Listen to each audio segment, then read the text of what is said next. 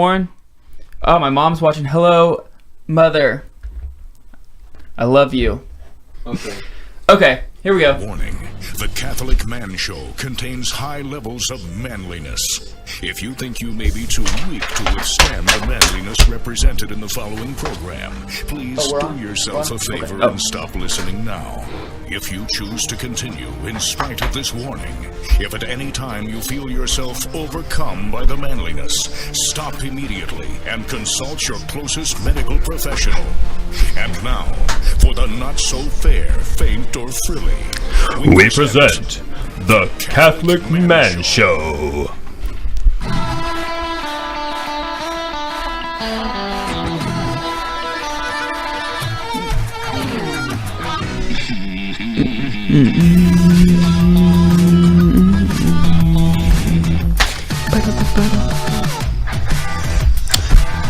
Welcome to the Catholic Man Show. We are on the Lord's team, the winning side. So raise your glass. You know, it just occurs to me, it's weird that we say that before we've popped the bottle. Well, let's do it really fast. It's just a turn of phrase. Yes. Really. Yeah. So last week we had John Sablon on. However, we had some technical difficulties. The audio did not come out as well as what we hoped. We were going to have John or even well at all. Yeah, or even well at all. Yeah, that's accurate. We're going to have him back on. However, he had some issues where he was not going to be available this evening. Keep him in your prayers, he and his family. We're going to have him back on soon. But today, I just said, Dave, it's been kind of hectic recently. It'd just be good just to have a combo with you and chill. Sweet. So I'm down. So we're going to just kind of have a little bit of a drink. Show the people what we're drinking. Yeah, so this evening we're drinking the Koval 4-grain. Can you scoot that up a little bit? It's kind of weird. Oh, sorry, yeah. There we go. The 4-grain is distilled from a mash bill of oat, malted barley, rye, and wheat. There's the 4. Okay.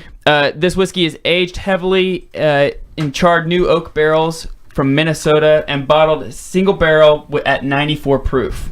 Right on. The 4 grains define its depth with a banana nose, a creamy palate, and a spicy finish.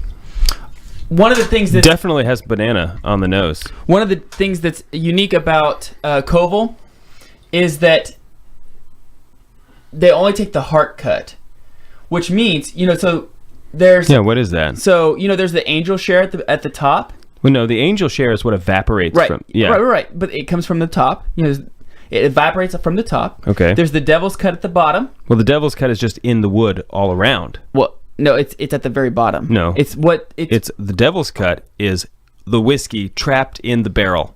But it's not just trapped in the bottom. It's trapped my understanding anywhere is that the because bottom. they turn the barrels. Mm-hmm. It's not like they just sit there. No, it's all the whole barrel.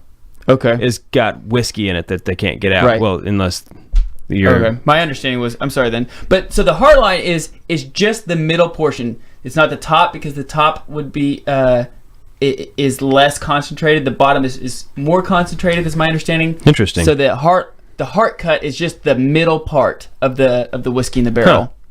Huh. So that's my understanding. As long as you don't waste the rest of it, you know what I'm saying? I don't think they would I do wouldn't that. imagine that they would. No. Hey, let's cheers and let's try it. We're on the Lord's team. The winning side. So raise your glass. Cheers to Juan. Jesus. Cheers to Jesus. So, it does have a banana nose, like almost banana cream. There's some vanilla, so it's like almost kind of a banana cream. A lot of times tasting notes are kind of out there. I'm 100% agreeance. Banana on the nose. It is a very creamy. It's got a creamy palate with a spicy finish. Yeah, at 94 proof. That's like a good generalization of what you get right here. But what do you have to buy it in such a little bottle? No, this was a gift. This is a gift set. Okay. So it had the rye whiskey, the regular bourbon, and then the 4-grain. So you get to try a little bit of everything. And a variety. They're from Illinois. Yeah, Chicago, and all their all their sources, all their grains are sourced at the Midwest region. Okay. Organic. Very cool. So yeah, that is a really good whiskey. I was kind of curious to know what it was going to taste like, if it was going to be real different having all 4 of the grains in there. But if you had given this to me and not told me anything about it, I wouldn't have known that there was anything necessarily special about all those grains. You know what I mean? Right. I think that there is some complexity, a little bit more complex, because we had the bourbon last week. I think this is a little bit more complex than the bourbon. Juan, do you agree? Strongly. Juan strongly agrees. He wasn't even here last week. Yeah. Were you here last week? Yeah, man. You know, I have children. That's what you're going to blame it on? You're going to blame it on the children? If this is your first time listening... I think it would be a fair... if this is your first time listening, Dave, today we're opening and reviewing and enjoying a man beverage. Indeed. We typically do that every show. Typically we highlight a man gear and then we have a manly discussion, but today we're just going to relax and have just a conversation in general. So we would encourage you to sit back and relax yourself. Hopefully, if it's appropriate for you, you're enjoying a manly beverage along with us. How's your prayer life? You know, my prayer life is good. Is it? It is. Isn't it interesting? So, Deacon Lamar from the Diocese of Tulsa, he came to talk at Haley's RCI. This was back in 2012. And he started off with saying, like, why do we not ask each other how our prayer life is? Yeah. Why is that kind of an abstract idea? You know, prayer is the oxygen to the soul. Yeah, it's a very personal. It's a personal thing. Yeah, it would be. I think it would be a weird question to ask somebody that you didn't know very well. You know. Sure, but to get to know them better. Yeah. That's a quick way to get to learn. Sure. Learn about them a little bit more. Definitely. I think it's actually a more personal question than it kind of comes off as. You know, because it doesn't seem like, oh, how inappropriate to ask. You know, that's a very personal question. You shouldn't ask, that personal question. Yeah, it's not like you're going to offend anybody by asking. It's not the same thing as like, how's your sex life? Right. Yeah. Exactly. Yeah. That's not the same thing. Or how's your what's your medical? I think we've ran. I mean, yeah. These examples are. What's the last thing you discussed with your doctor? Right. Yeah. How much money do you make before taxes? Yeah, before taxes. Anyway, but it to tell you, but it is a very personal question. Yes. Because what could be more important than your relationship with God? But no, I think my prayer life is doing well. It goes ups and downs like everybody. You have a very regimented prayer life. Yeah, I do have a regimented prayer life. And I don't regret the regimentity. The regiment. I don't. Regiment. I don't. Words are hard. The rigorousness. Well, it's not rigorous. Rigorous is different from regimented. Rigorous would be hard. Mm-hmm. But anyway, I like that it's regimented. Mm-hmm. The thing I don't like about it often is that it's very structured in that I say this prayer at this time, and then I do this prayer at this time, and at the end of the day, that's good because I've made sure that I'm consistently devoting time to prayer, but I don't always have a lot of time for kind of contemplation or meditation or even just spontaneous prayer or like just listening to God. Right. Yeah. So that would be my personal critique, but brought it up with my spiritual director, and he says, don't change anything. Well, don't do that. That's a good sign. Right. At least for right now. Yeah. Exactly. Yeah. Let him get to know you a little bit better. Yeah, and so actually when he tells me to do that, it's like, great. Now it's not my problem. Right. He told me. I'm just obedience. Yes. I'm getting the grace of obedience. The more obedient you become, the more free you become. It's like one of those paradoxes in the Christian life. Totally. The more, okay, great. You just said, great, I don't have to worry about it. It's not my problem. Obedient. Yeah. Yeah. And now you feel more free. Mm-hmm. It's just that's just so crazy how there's so many paradoxes like Same that. is true with dogs. Like a dog. That's what I learned from Caesar Milan. A dog who thinks he's the head of the house. He's always nervous and freaking out about stuff. But when you tame the dog and you're like, listen, dog, I'm in control here, then all of a sudden they're happy. Yeah. We're kind of like that way too, with God. Very much so with God. Yeah, exactly. Yeah. How's your prayer life? It's going pretty well overall.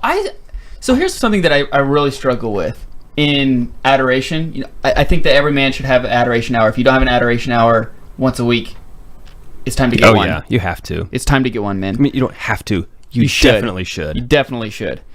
But here's what I struggle with in adoration. I try to just be silent a lot of times, to listen, to allow God to speak to me, to, just kind of meditate on maybe a mystery of the rosary, something. But whenever I'm that still and that quiet, I struggle with staying awake. I mean, I just the do. Shocker. Yeah, I just do. Yeah. And it's so embarrassing to be in adoration and, you're sitting there breaking your neck, with your head bobbing, and you're like, no, I'm serious, guys. I'm trying my best to just be in the presence of God. Yeah. So I don't know how to do it, obviously. Well, you know what St. Therese says about it? I think it was St. Therese. It was either St. Therese or Avila? Or Avila. Anyway, whoever it was. She said that when a father is holding his child, he doesn't really care if the child is awake or asleep. See, I like that, but then I also think, like, Jesus is over there in the Garden of Gethsemane. He's like, could you not just stay awake for 1 hour to pray with me? I know. And I'm like, dang it. I want to. But, the moral life is all about your intention. Yeah. What is... And I can drink coffee right before adoration, and it still happens. Yeah. Caffeine doesn't affect me as much. So, anyway, when we get back, we're going to jump straight into the topic. I'm here with David Niles in studio with the Juan Posada. We're on the Lord's team. The winning side. So raise your glass. Sorry, I forgot the warning.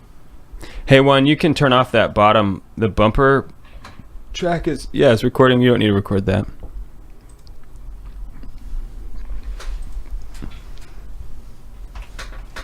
All right, I'm ready. You want to just keep going? Yeah, I'm ready.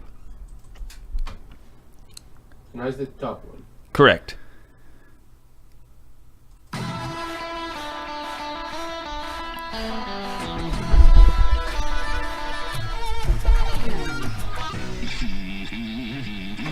Just... Are we stopping? Oh, we're gonna start. We're gonna start the segment over. Somehow that got unmuted. You guys are listening to this. This is just an extra music for you. I agree, Kathy, that it is difficult to stay awake. Contemplation is serious and hard and beautiful. All of that is accurate. That's why prayer is a virtuous thing, because it is hard. It's something you have to do over and over and over again. When before you the Way of Mental Prayer is a book. It's put out by Tan. It is a great way to learn how to dive into meditation, prayer, contemplation. I read it once a year because I always pick things up that I'm not doing. Lectio Divina is another great way to do something in adoration. Yeah. I'm a big Lectio Divina fan because I tend, if I'm doing Lectio Divina in adoration, I get way more out of it than if it's like, I'm going to read this chapter of the Bible in adoration. For some reason, I just seem like I got to get through this chapter. And I don't like slow down and read each verse. So Lectio Divina is something that works. Joseph, what's up from Fort Worth? Father Sean Donovan is now on. My bro John from the Catholic Answers is on. I met him. I told you that, actually. I met him at the Dallas Cowboy game. Yeah. Mm-hmm.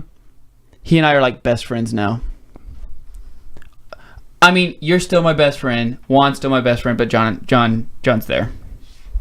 So yeah.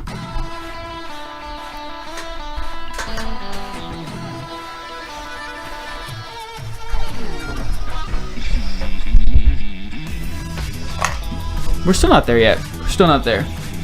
Not sure what's going on.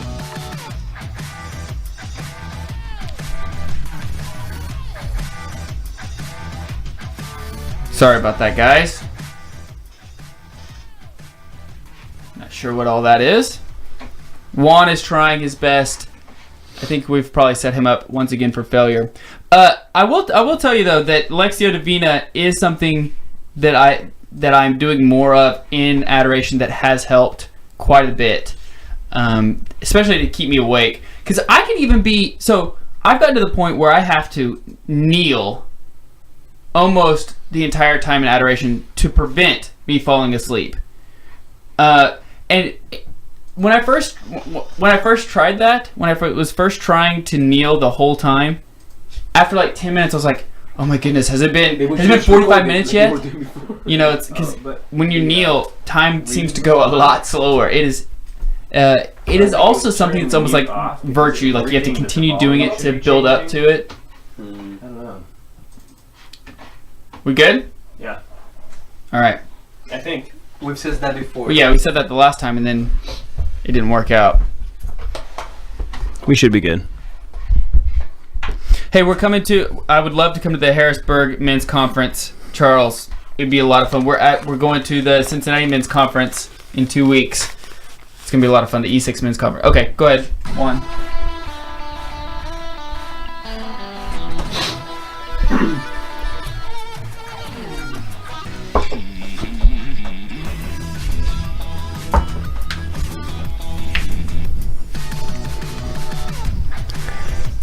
Welcome back, y'all, to the Catholic Man Show.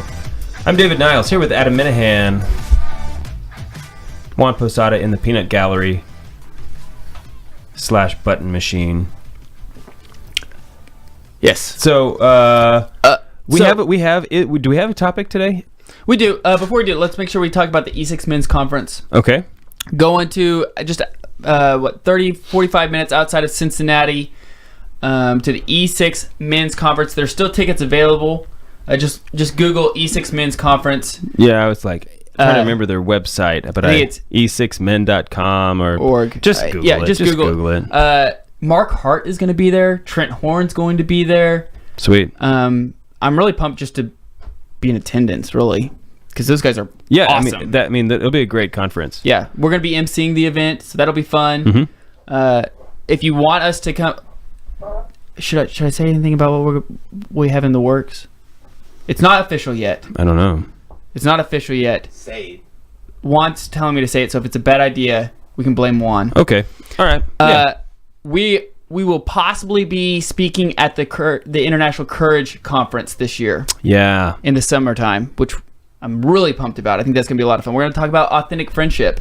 I'm really excited about that. So to get to go to the conference, to be there at Mundelein, at the Liturgical Institute. Yeah, it's just a win all across. So hopefully that happens. It has not been finalized, but maybe hang out with the liturgy guys. That would be really cool. Yeah. So anyway, hopefully that happens. So God willing. God willing. Holy indifference, my friend. Holy indifference. So we don't have necessarily a topic today per se. But I was just reflecting. We just got back from the Phoenix Men's Conference, which is a great conference. Bishop Olmsted is just awesome. One of the best. He's the man. One of the best bishops around. And you know, we met the Sisters of Life there. We met Sister Bethany Madonna there, which was great. Father Dwight Longenecker was there. Mm-hmm. But Dave, on the way back, you and I were kind of reminiscing, or not? You know, we were kind of reviewing what we learned from the conference. What stood out to us. Mm-hmm.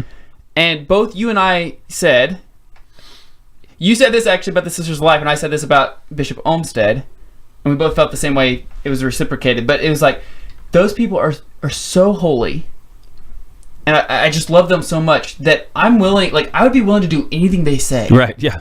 You know, I just want to be around them. Mm-hmm. I just want to talk to them. Yeah. And obviously that's because holiness is attractive. Mm-hmm.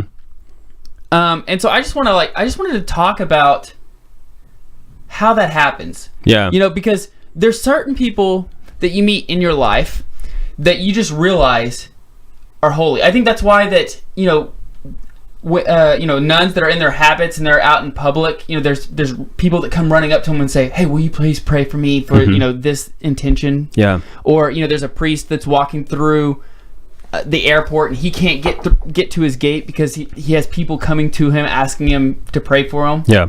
There's just something about people who are holy that when you encounter them, well, you can know. just tell by being around them that you're a holy person. Mm-hmm. You have typically what I think the major characteristic is a joy. They have a deep interior joy that you can tell. It's not like they just have learned to walk around with a smile on their face.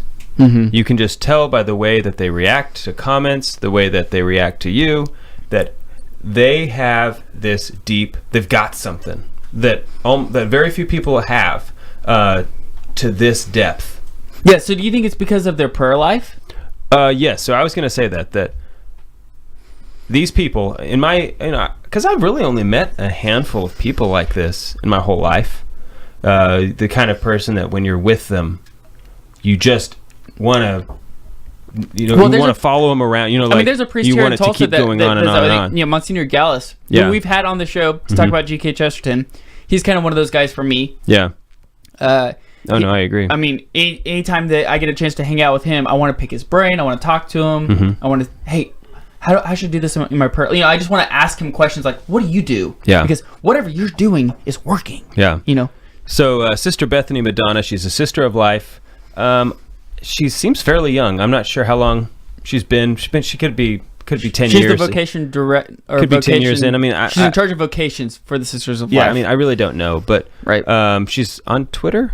No, she's not on Twitter. No. Okay, but it was just such a blessing to get to talk to her and hear her, and not only hear what she said, but watch her say it about when she talked about just how real and how unexpectedly real when she joined the sisters, spiritual motherhood is in her life, and how deeply profound she said that it has affected her. Mm-hmm. And just the way she said it, and to see her eyes and stuff when she was talking to us about this, it was just it was amazing to watch her just be so in love with her vocation. See, okay, so that was about what I was going to say. Is it has to be because of the love that she has for her vocation. Yeah, which is something that we should all have. Mm-hmm. As men, we're fathers in some way. Every man is a father in some way. And that should be a love that you have. But how do we do that? How do we replicate that? Because think about it. If we had 100 Sister Bethanys, or 100 Bishop Olmsteads, or whoever the holy person that's in your life, if we had 100 of those people, think about how the world would change. Yeah. So how do we replicate that? So Bishop Slattery, emeritus here of the Diocese of Tulsa and Eastern Oklahoma, recently told me that the first step in this journey is allowing God to love you. And he said that sounds easy, but it's very hard. It's actually very hard to do because first you have to know you have to know yourself well, and how hard is that? Even if you're as honest as you think you can be, right, you just don't see yourself. Well, St. Paul even says that in the Bible. Right, yeah, exactly. He talks about I have nothing on my conscience, but I can't judge myself. But I still don't judge myself, right? And that's coming from someone who was as close to perfection as he was. Right. Living in pretty close. He's really close to where you are. Yeah. Currently. That's what I'm saying. Right. So for him to say that, it's high level stuff. It's a big deal. Right. High level. So if he can't even judge himself, what does that say about the rest of us? So anyway, allowing God to love you is the first step. Well, that's what we need to do. I'm not really sure exactly what the first step is. Right. I think I don't know if you can say the first step, because that depends on who you are. Right. It depends on where are you in relation to the path. Depends on the first step, because you should be taking I think you see what I'm saying. Yes, I do. But so Sister Bethany, and really all of the Sisters of Life, I actually went up and told them that I had fallen in love with them and that I would do anything that they asked me to, just because I did. Right. And they knew it. They knew what I meant when I said that. That it was just right. It's not like it was a love of admiration. You know, I just admired them so much. It's so interesting though, because when that happens, you know, you even said like, "I'll do whatever you want me to do." That's how I felt with even Bishop Olmsted. You know, like, I know. Just tell me. I did the same thing. Just tell with me him, what you want me to do. And it's interesting because when that happens, you want to do whatever they want you to do, but ultimately, all they want you to do is what is God's will. Right? You know, it's like I want to do your will, but really, all your will is God's will. Which is kind of that's basically what we're doing when we consecrate ourselves to Mary. Right. You know, that's a good point. You know, we consecrate ourselves to her because her will is perfectly united with Christ's. Right. With her son. Yeah. Right. Yeah, but so that's so interesting because if you think about it, if you wanted that desire, it's like it could be perverted so quickly, right? You know, like, oh, people ask me, I have all this power. Yeah. You know, it's like, but it's those people who say, I don't want that power. I just want you to do God's will. That's whenever people realize the level of holiness, I think. Don't you? I mean, because it seems like that it's like, I just want to do your will. That could be a dangerous territory for the person who's hearing this. Totally. And unless they're so united with God's will and they have such a strong prayer life where all their it's like just like Mary, it's like you're just bouncing off of me to God. Right. Yeah, and I think it's because we're seeing a reflection of God in them, you know. Yeah. And that's really why we're so attracted to these people, is because they themselves have aligned their own will, their own lives with that of Christ. So if I was going to take a stab in the dark, I would guess that all the people in the world like this, like we're talking about, have a deep, profound prayer life and have a close, intimate relationship with suffering of some kind or another, whether it's emotional, physical, spiritual. But are we so spiritually deprived that when we see somebody like this, when we see somebody who is so holy, we're like, oh my goodness, how do we do this? We don't even know how to recreate this. Are we, as even like the Catholic laity, like, are we so spiritually deprived where we're not even, our prayer life isn't strong enough, or maybe our sacramental life isn't strong enough to the point where when we see this, it's still attractive. There are still people who cleaved to, Bishop Sheen whenever he was alive. It's like even non-Catholics, they were like, oh my goodness, this is... I don't think so. I mean, I think it's always been this way. You think about the saints, just you hear the stories of the saints. It was always people were so attracted to them that the crowds would gather. Saint Benedict had to leave, and people were miles and miles outside of town would just It got so much he had to leave again. Saint John Vianney would have to be in confession for 17 hours in a row. Exactly. So I think it's anyway. We'll keep talking about it on the other side of the break. All right, we're on the Lord's team, the winning side. So raise your glass.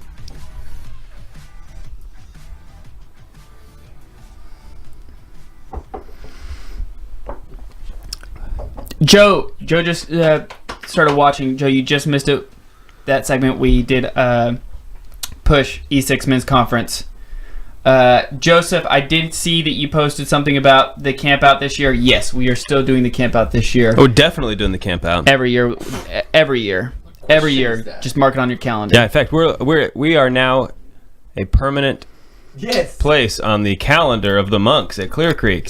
Yes. We had been our camp out had conflicted with the chant weekend at the monks. The liturgical chant, yeah. Yeah, so they every year they have one weekend where they teach people to chant, which is something I want to do. Oh man, I would love to attend. Right. Are you going to the work day this year? Yeah, I think I am. Are you going one? Okay, we need to plan that. Yeah, we need to plan on doing that. It's gonna be good. Okay. I'm good. Or you want to keep going? But yes, we're doing the camp out. Good. Yes, we have our own weekend. Nothing will conflict. Okay. And the sculptures are going to be done on Easter. Yes. Yeah, so the front door that nobody's ever used because it's got scaffolding over it and stuff. Did you get to go up and see the?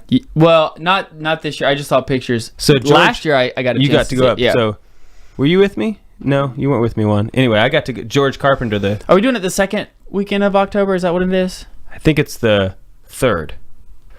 But don't No, listening to us. That was that's when we typically did it. Well, last time it was the 18th through the 22nd, which is so the maybe third it's week. the 4th. I don't know. I don't know. It's in October. It's in October. Yeah. Anyway, I got to go up and look at it, and it is breathtaking. Yeah. So anyway, that'll be cool to get to see it. So last weekend was the 3rd. So it might be the 4th, but anyway, don't put it on your calendars yet because we'll we have haven't that. officially put out the date yet. Hey, so Charles asked us a question. Okay. What we can either address this now or on topic, or on the Let's show. talk about it now.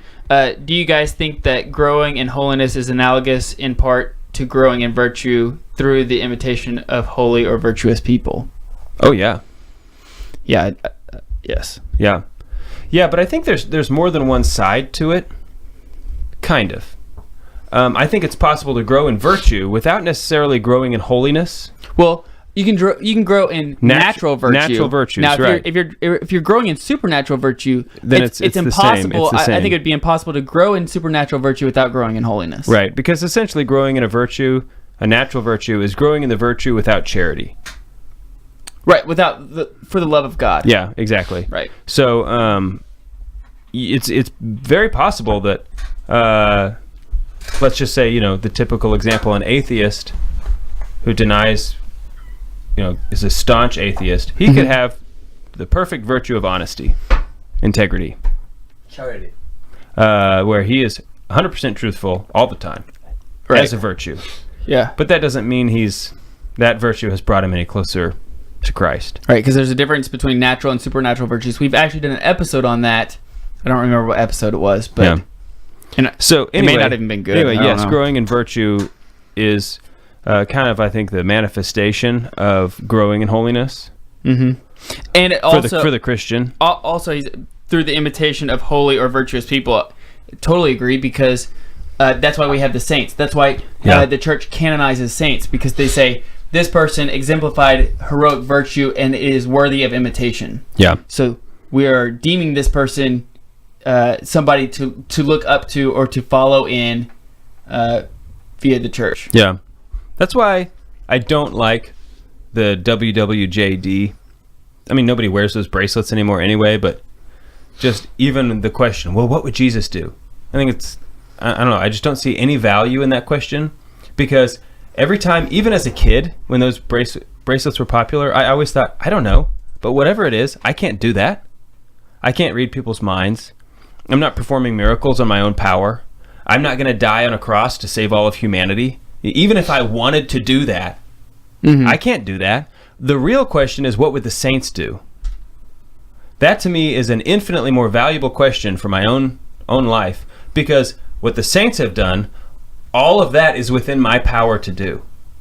So I can look to them. I think that when it comes to imitating Christ, if I want an example, the saints are what I should look to. I mean, ultimately, we want to imitate Christ. But if you're wondering, how do I do that?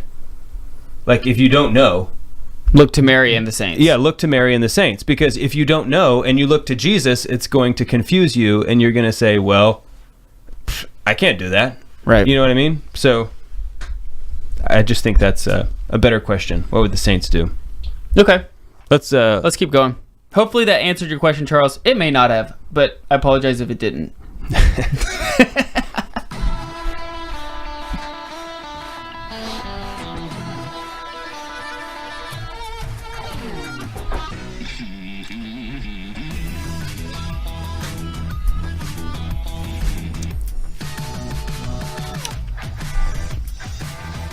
Welcome back to the Catholic Man Show.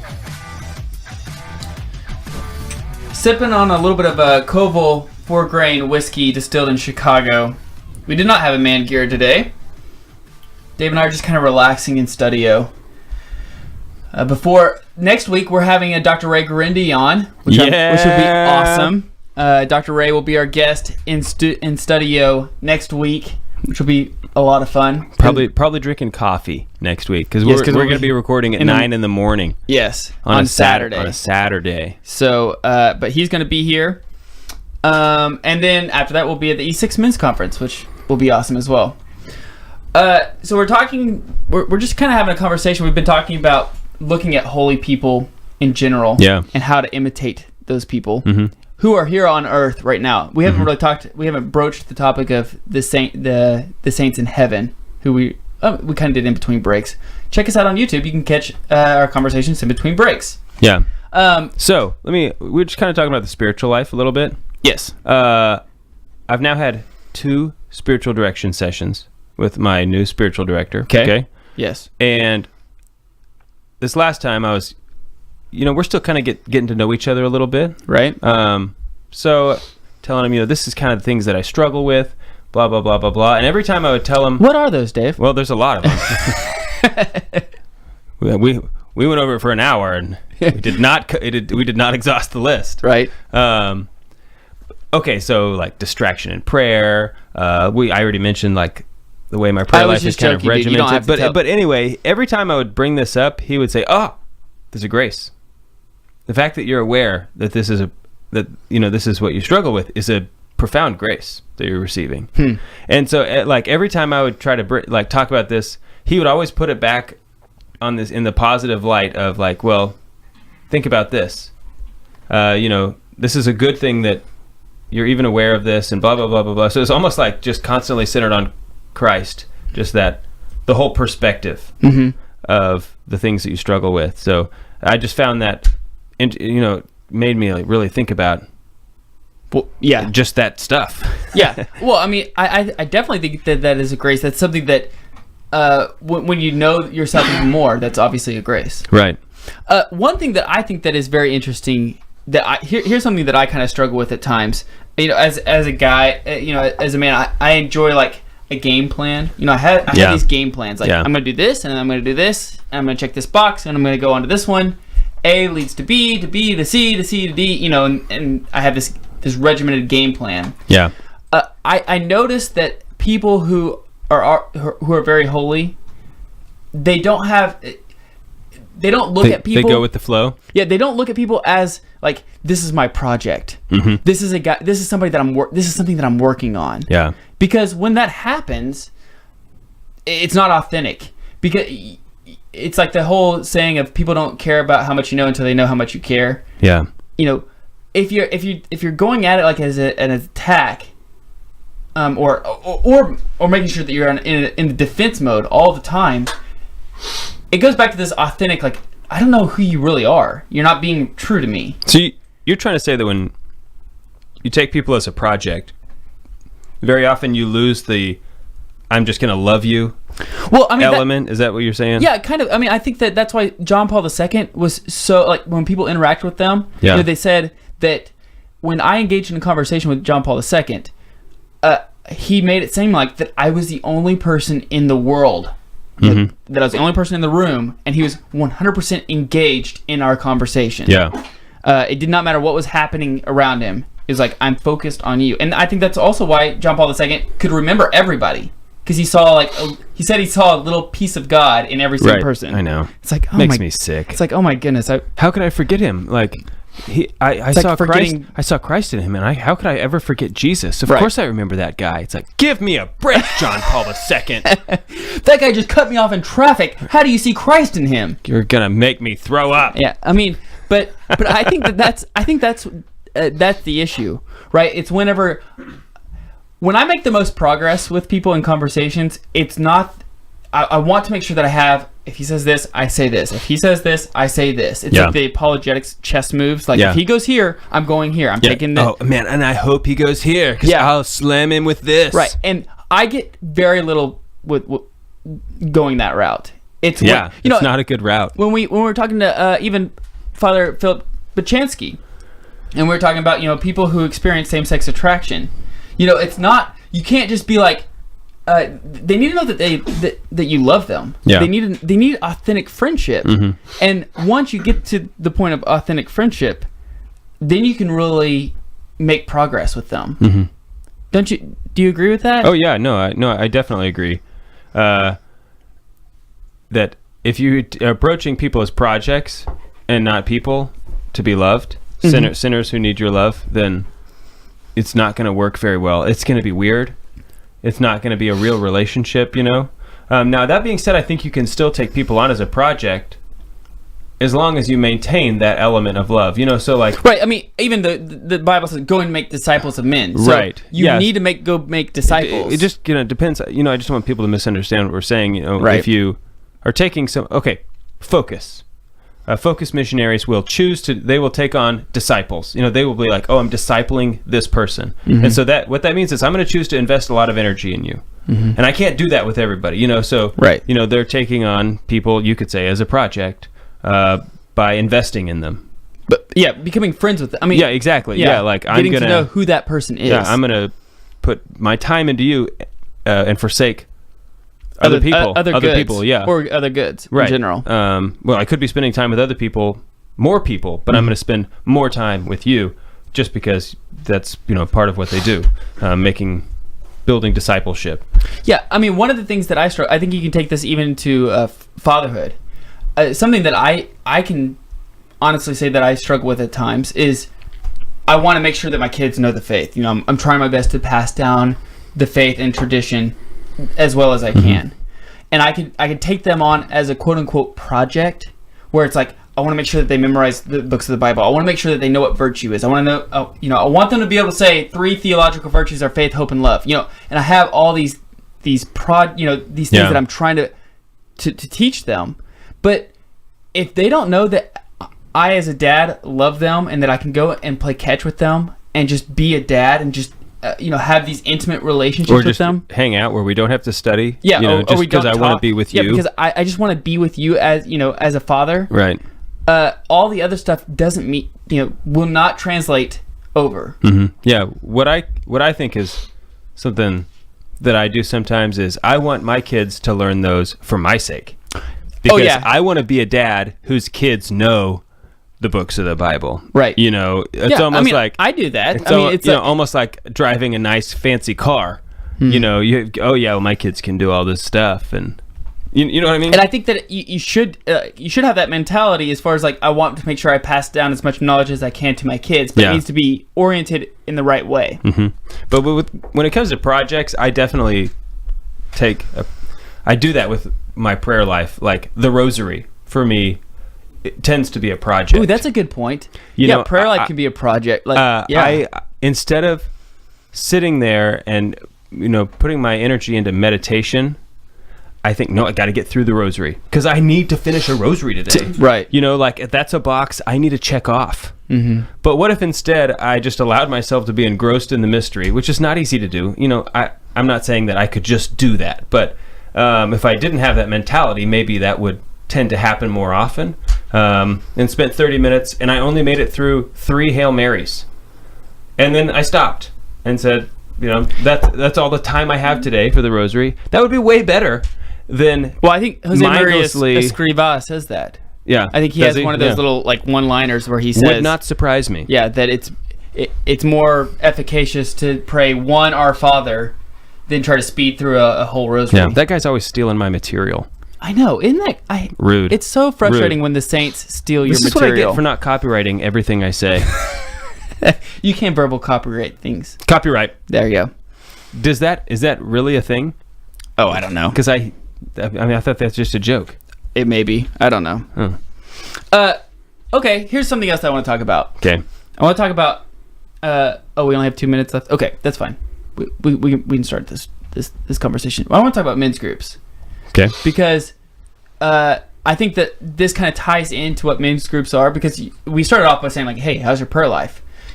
We have these intimate groups, right? And it's like you're attracted to people who are holy. You want these people to be around you. You want people to be in these groups together. I want you to come hang out with me. Mm-hmm. Why? Because you want the whole iron sharpens iron. When you come together, you actually sharpen each other. Right. And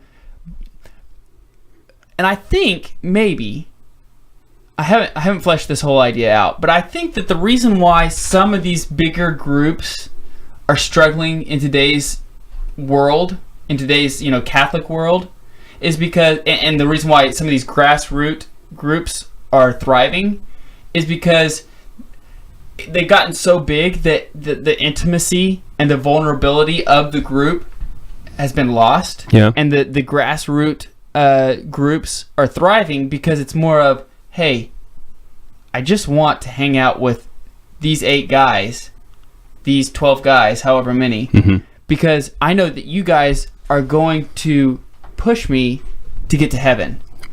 Yeah. And whenever you have 300 men or 1,200 men together, that's great. I mean, the conferences are very important. Those kind of things are very important. But it's the grouping together afterwards that is going to sustain you to moving forward. If you rely on all these big, guys getting together, these huge groups, you're gonna have these emotional highs, and then you're gonna fall. Right. Crucios, whatever you want to talk about. It's the reason why that it's important to have those men's groups, because it sustains you and keeps you going. Yeah, I agree. Okay, we'll keep going. We're on the Lord's team. The winning side. So raise your glass.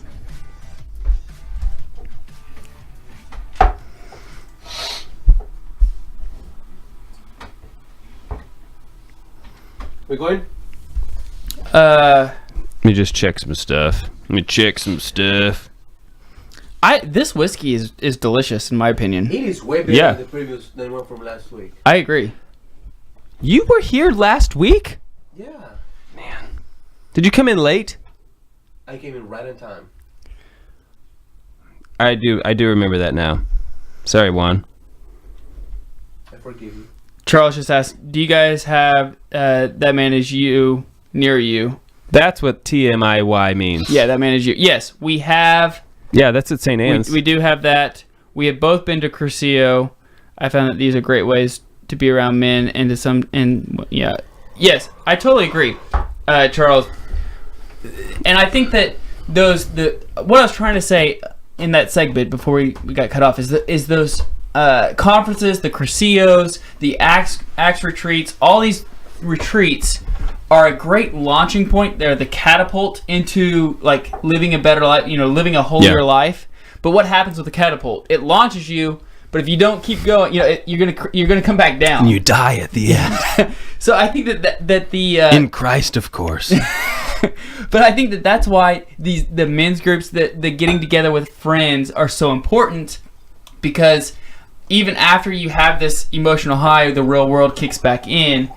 And unless you have the men, Juan checks in with us all the time, making sure that we're on our P's and Q's. Yeah. Making sure that we're not, that we're doing well. So I think that's the benefit and the significance of having authentic friendship around you and the importance of it. Yes. Sorry. TM. Trademark? Yeah. So I shortened it. Okay. I'm ready if you are. Are you ready? I'm ready. Okay.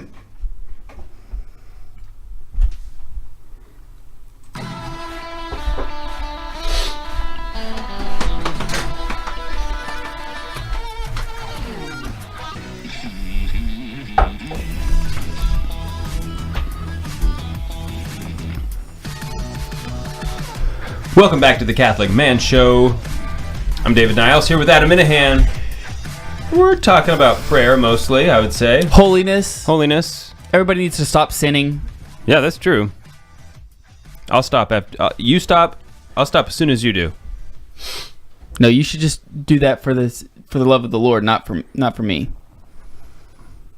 Yeah, it's probably true. Yeah, but I need you to do it too. I plan on. You're poisoning me over here. Is what I'm trying to say. Well, we're all the same body. Right. There is one body of Christ. Right. So you're poisoning me. Okay. We're swimming in the same pool, bro. Yes, I agree. And so that's what we were talking about at the last segment, like the importance of having these men's groups, because the men's conferences, the Crucios, the Acts retreats, all these things are great, and they help you launch into a more holier life, but you got to have the men around you to sustain that once real life kicks back in. Yeah. If you cannot go from mountaintop to mountaintop, because that is not a mountain.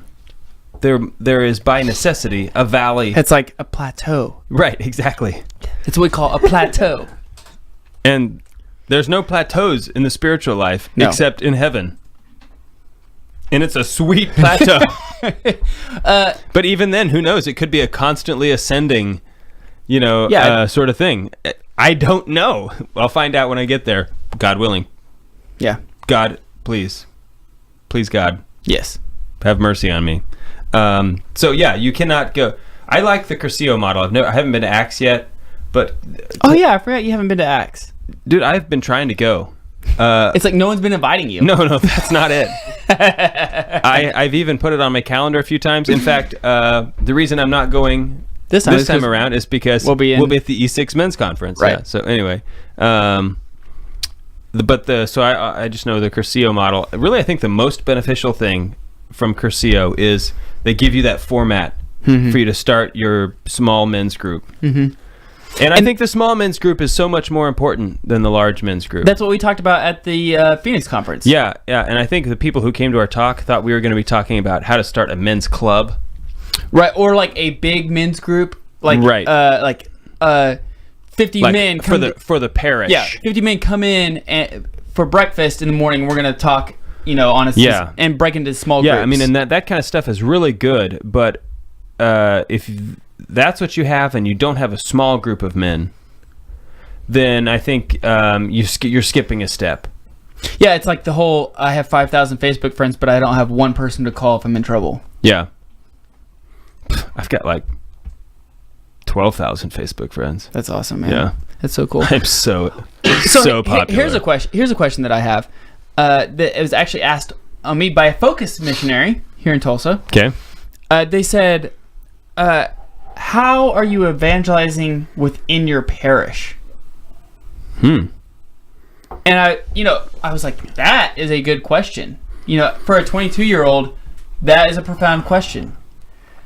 Because I think a lot of times we get so focused on evangelizing, within work, outside of the walls, so to speak, that if we just evangelized in the walls, it's the whole pyramid, scheme, scheme, but the whole pyramid idea of like if I hit 3 people and they 3 people, and all of a sudden you have a lot of disciples. And make the church inside the walls, make a place that is cool, that people on the outside say, hey, what's going on in there? Right. It's not like the Jehovah's Witness kind of thing where it's like there's no windows. There's no windows. Yeah, it's like, what's going on? What are you guys doing in there? Man, talk about Virtus violation. Yeah. Yeah. I don't know how many dioceses have Virtus. I think all. Not all of them. Oh, they don't. Yeah, many of them do. They should. There's different programs. Okay. Yeah. Okay. So anyway. I mean, this is. I haven't asked about this. There's a lot of. We haven't talked about any of these things, but right. I mean, here's what hit me before this. But here's what hit me. Okay, tell me. Pew party. Yeah. Two words. Pew party. Pew party. Dave, tell them what a party over here. Tell them what a pew party is. Okay. My father-in-law came up with this idea. Shout out to Dan O'Brien. Mm-hmm. What you do is he did this. He talked about doing it for years. And then finally somebody said, Dan, are you just going to keep talking about it, or are you actually going to do it? And so he went out and did it. Let's walk the walk. He got like formal invitations. Okay? Passed them out at Mass. What you do is you invite everybody in your pew. Because we're creatures of habit. Everybody sits. You basically sit in the same pew. You know what I'm talking about. Yeah, it's those people. Right. Those people. You have a pew. If you don't have a pew, you're like the 1% or something. You're I don't know. You're a trendsetter or something. Yeah. If you move around all the time, but most people don't. So you invite everybody in your pew, and 2 pews ahead of you and 2 pews behind you. Just over to your house for a party. Just get for a brunch or lunch. Yeah, whatever it is. Whatever. Maybe lunch after Mass, or depends on what Mass you go to. But you just do it, and then you invite them to do it. Okay, so the people in the pew in front of you, they do it. So they invite 2 in front and 2 behind. So you go to their party. Mm-hmm. Okay, and then they, also the people 2 in front of you, they do it. And so you go to their party. Mm-hmm. And you just need 1 person in each pew to do it.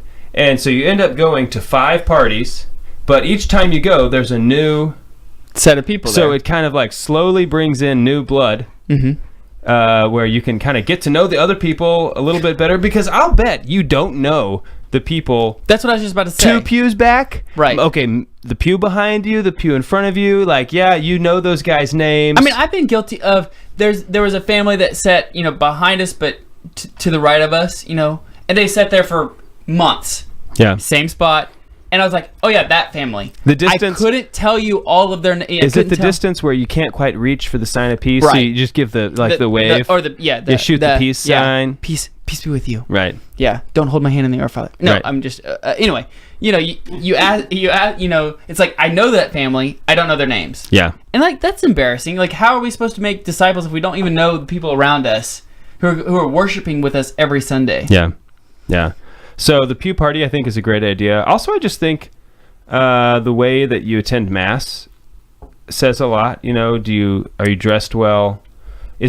Can other people tell that this is clearly a priority for you and your family?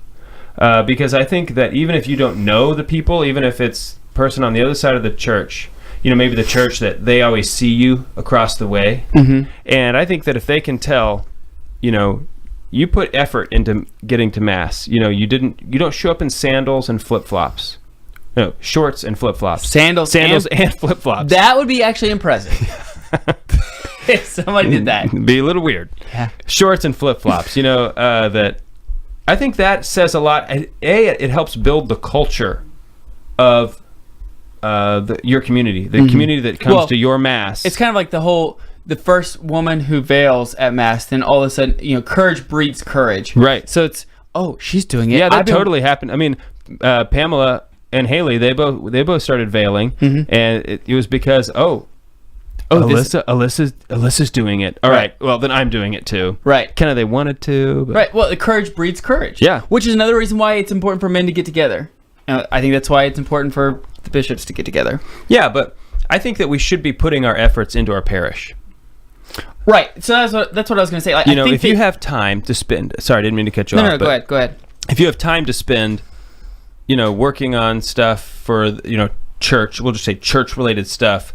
We need to follow the principle of subsidiarity. You take care of yourself, you take care of your family, you take care of, if anybody in your parish is your neighbor, then you take care of your parish, then you take care of the diocese. So, in those concentric circles going out. Is that concentric? No. I think it is, circles that get bigger and bigger and bigger. Well, it has to all be like concentric circles are all the same? Yeah, it has to be at least level with all the others. Equidistant. Anyway, ripple effect. There you go. People know. The people know. People are smarter than us anyway that listen to this show. Way smarter. Yeah.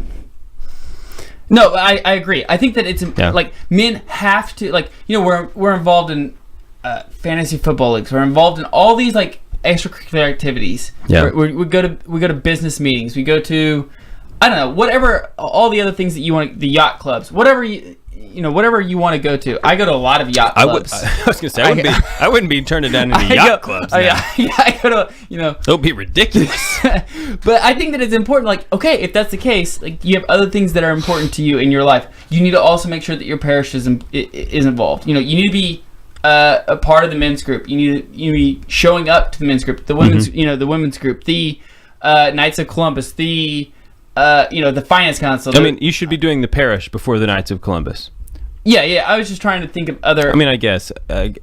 Well, Knights of Columbus are sometimes very parish based. Our council is multiple parishes put together, which is different. I think. But I think it's important to make sure that you're very visible within the church. I guess. Yeah. I mean, making active. sure that you've prioritized your time so that you are putting it into your parish before you're putting it into other things. Right. You know what I mean? Secular things. A lot of things. Or even other church things. Sure. Like if you're Mark Hart, he's getting pulled out. We mentioned him already. Hopefully, he's putting time into his parish too, and I'll bet he is. Mm-hmm.